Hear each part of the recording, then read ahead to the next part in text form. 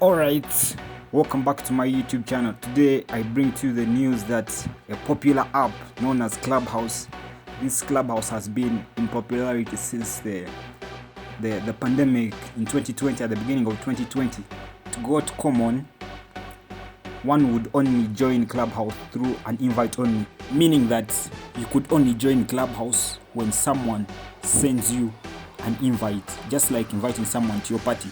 That is when you join Clubhouse. But now it's very open to the public. Everyone can sign up. Actually, personally, I signed up. I opened an account and I took 1 month to be verified via SMS. So this time you can just join straight away without waiting for a lot of time. It's now open to the public. Today, the Clubhouse team has verified that now Clubhouse is open to everyone, and everyone could sign up to this social media platform. So this is Clubhouse. As you can see, you can start a room and join. So today officially Clubhouse is now open to everyone. It's no longer by invite only like as it was before. So just make sure you download the application and enjoy the interface.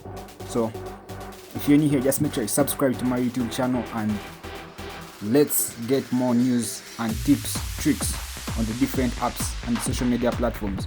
So that is Clubhouse. Thanks for watching. See you next time.